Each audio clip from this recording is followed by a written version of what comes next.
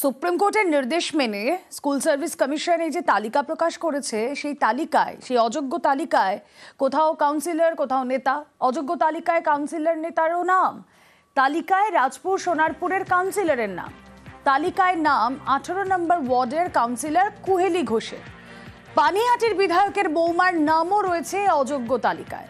এ বিষয়ে আরো বিস্তারিত জানি, প্রতিনিধি সুস্মিতা রয়েছেন সঙ্গে। সুস্মিতা,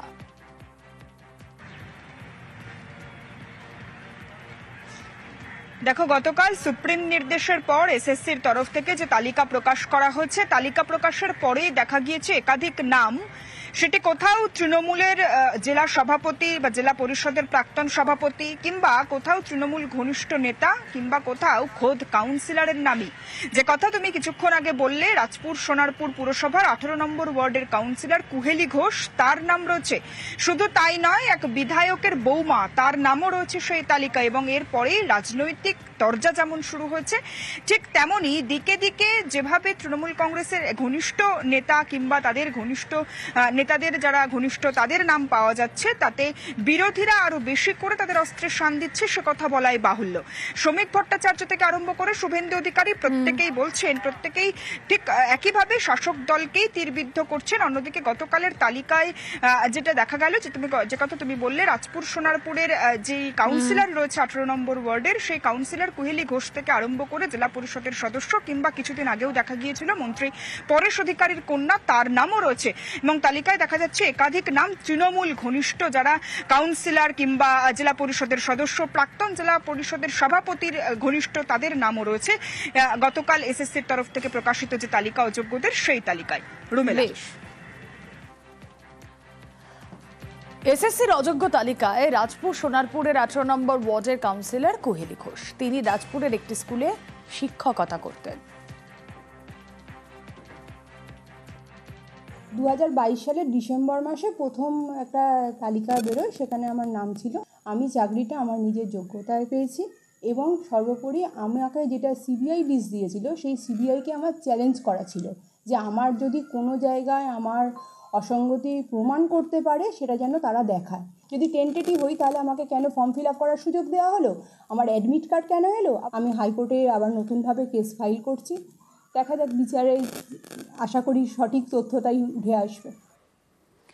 অযোগ্য তালিকায় পিংলা ব্লকের অঞ্চল সভাপতি অজয় মাঝি। এসএসসির তালিকা প্রকাশের পর তার দাবি, মানুষ, সহকর্মী, পড়ুয়ারাই তার যোগ্যতা বিচার করবে।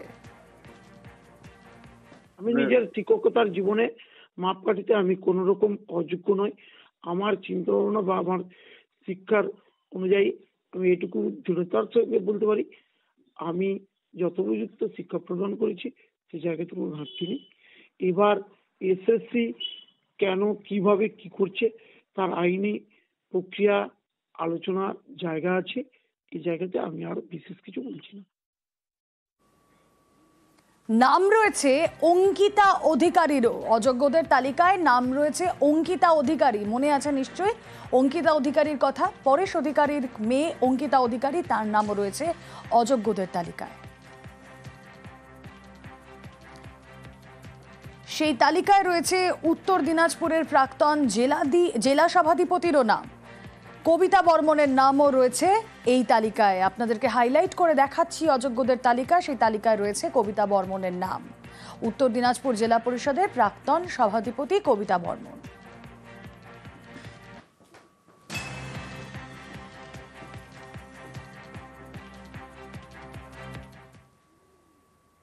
স্কুল আছে, শিক্ষকও আছেন, পড়ুয়া মাত্র 2 জন। মেদিনীপুরে ঢুকছে প্রাইমারি স্কুল। স্থানীয়দের অভিযোগ, স্কুলে শিক্ষকরা ঠিকমতো পড়ান না। অনেক পড়ুয়া বাবার নামটাও লিখতে পারে না। তাই 2020 থেকে এই স্কুলে একজন পড়ুয়াও ভর্তি হয়নি। যে ছেলেগুনা 4 পাস করে গেছে, সেগুলো আমার দোকানে আসে বাচ্চাগুনা, কিন্তু বাবার নামও লিখতে পারেনি, নিজের নামও লিখতে পারেনি। স্কুলে পড়ুয়া মাত্র 2 জন, তাদের পড়ানোর জন্য রয়েছেন 4 জন শিক্ষক। অভিযোগ, এ স্কুলের অনেক পড়ুয়াই নাকি 4 পাস করলেও বাবার নাম, এমনকি নিজের নামও লিখতে পারে না। তাই ছাত্র ভর্তি তলানিতে। 2020 সালে 4 পাস করে গেছে, সেগুলো আমার দোকানে আসে বাচ্চাগুনা, কিন্তু বাবার নামও লিখতে পারেনি, নিজের নামও লিখতে পারেনি। স্কুলে পড়ুয়া মাত্র 2 জন, তাদের পড়ানোর জন্য রয়েছেন 4 জন শিক্ষক। অভিযোগ, এ স্কুলের অনেক পড়ুয়াই নাকি 4 পাস করলেও বাবার নাম, এমনকি নিজের নামও লিখতে পারে না। তাই ছাত্র ভর্তি তলানিতে। মেদিনীপুর পুরসভার 20 নম্বর ওয়ার্ড নজরগঞ্জ। এখানেই রয়েছে জাগ্রত শিক্ষানিকেতন প্রাথমিক বিদ্যালয়। 1969 থেকে পথ চলা শুরু। 2019 পর্যন্ত এই স্কুলে পড়ুয়ার সংখ্যা ছিল 70। তারপর থেকে একজন পড়ুয়াও ভর্তি হয়নি, তাই ছাত্রের সংখ্যা কমতে কমতে এখন 2 জন। কিন্তু কেন এই হাল? স্থানীয়দের অভিযোগ, এই স্কুলে শিক্ষকরা ঠিকমতো পড়ান না। অনেকেই নাকি মোবাইল ফোনে ব্যস্ত থাকেন। অনেক সময় তারা ক্লাসে থাকেন না, তার ফল ভুগছে পড়ুয়ারা। অনেকে তাদের নিজেদের নামটাও লিখতে পারে না। এদের পড়াশোনা কম হয়, যে ছেলেগুনা 4 পাস করে গেছে সেগুলো আমার দোকানে আসে বাচ্চাগুনা, কিন্তু বাবার নামও লিখতে পারেনি, নিজের নামও লিখতে পারেনি। 15 বছর দেখছি, আগের ছেলে ছিল, দিনে দিনে কমে যাচ্ছে। 2টো ছেলে এসে 2টো করে রেগুলার বিস্কুট লয়, ঘর চলে যায়। এরাও খেয়ে দিয়ে 8টার সময় চাটা খেয়ে দিয়ে 9টার সময় ঘর চলে যায়। ব্যাস, ঝামেলা শেষ। যেসব ছেলেগুলো এসে তাদেরকে একটা নাম উচ্চারণ করতে কিছু পাচ্ছেনি, তারা লিখতেও পাচ্ছেনি, বলতেও পারছে। তারপর বাড়ির লোক পাঠাচ্ছে না, যদি না শিখে তাহলে কি করতে, আর বাড়ির লোক পাঠাবে তারা অন্য স্কুলে দিচ্ছে। মাঠে একটা স্কুল আছে, ছোট বাচ্চাদের স্কুল আছে, ওইখানে দেখছি এখনই ওরা 30-40 জন বাচ্চা আছে। স্কুল কর্তৃপক্ষের দাবি, পড়ুয়াদের স্কুলমুখী করতে নানা উদ্যোগ নিয়েছিলেন, কিন্তু কাজ হয়নি। আমরা বাচ্চাদের ধরে রাখার জন্য সরকারের এছাড়াও ঘুড়ি লাঠাই হেনাতানো দিতাম যাতে ইন্টারেস্ট হয়। আর সবচেয়ে একটা অসুবিধা হয়েছে পাশাপাশি 2টো স্কুল। আমরা চাইছি যে স্কুলটা যদি ছাত্র হয় খুবই ভালো, নাহলে স্কুলটাকে ডিসপোজাল করা আমাদেরও তো ভালো লাগে না। প্রাইমারি স্কুলে পড়ুয়া কম, 2 জন ছাত্র, তাই বন্ধ হয়ে গিয়েছে মিড ডে মিল।